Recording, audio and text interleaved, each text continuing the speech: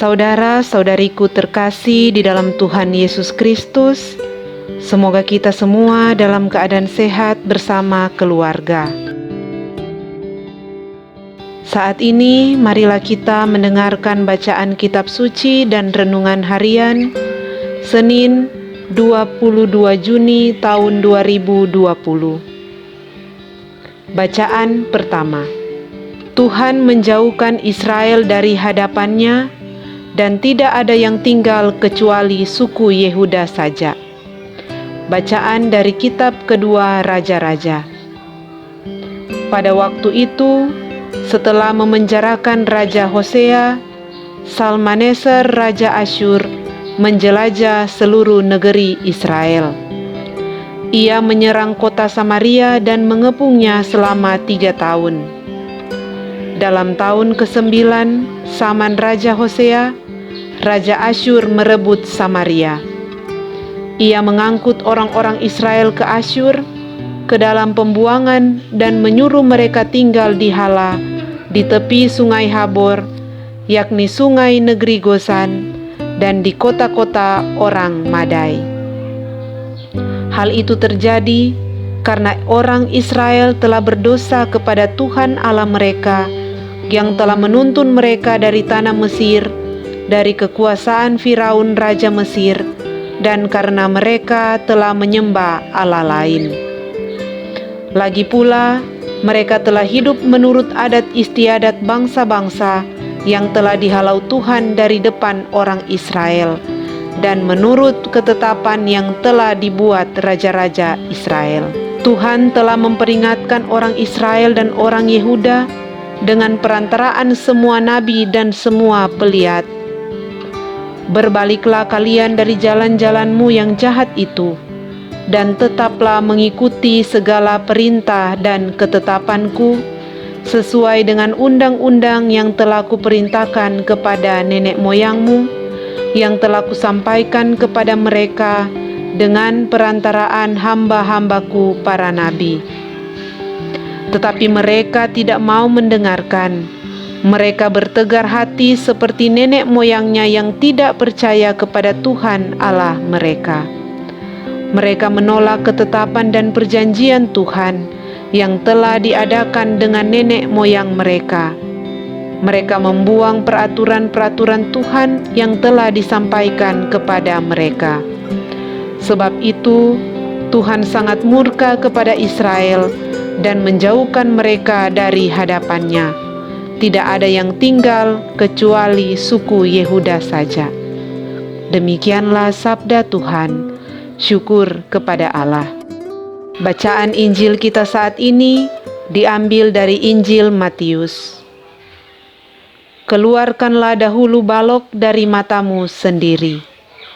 Inilah Injil Yesus Kristus menurut Matius. Dimuliakanlah Tuhan. Dalam khotbah di bukit, Yesus berkata, "Janganlah menghakimi supaya kalian tidak dihakimi. Karena dengan penghakiman yang telah kalian pakai untuk menghakimi, kalian sendiri akan dihakimi. Dan ukuran yang kalian pakai untuk mengukur akan ditetapkan pada kalian sendiri. Mengapakah engkau melihat selumbar di mata saudaramu, sedangkan balok dalam matamu sendiri tidak engkau ketahui?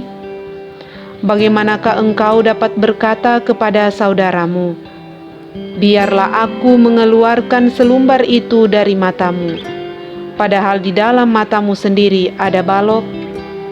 Hai orang munafik, keluarkanlah dahulu balok dari matamu sendiri, maka engkau akan melihat dengan jelas untuk mengeluarkan selumbar dari mata saudaramu." Demikianlah Injil Tuhan. Terpujilah Kristus. Renungan kita di saat ini diberi judul Mawas Diri. Zaman sekarang, ada banyak orang yang kerap kali mengamati kesalahan orang lain. Mungkin juga di antara kita ada yang seperti itu. Saudara-saudara terkasih, zaman sekarang ada banyak orang yang kerap kali mengamati kesalahan orang lain. Mungkin juga kita demikian. Kesalahan orang itu dibicarakan, sementara kesalahan sendiri dianggap biasa, bahkan diabaikan. Menjadi pertanyaan saat ini, apakah bijak perilaku seperti demikian?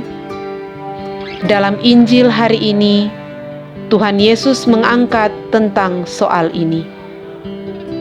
Yesus mengatakan, "Mengapa engkau melihat selumbar di mata saudaramu, sedangkan balok di matamu engkau tidak ketahui?" Apa maksud dari perkataan Yesus ini?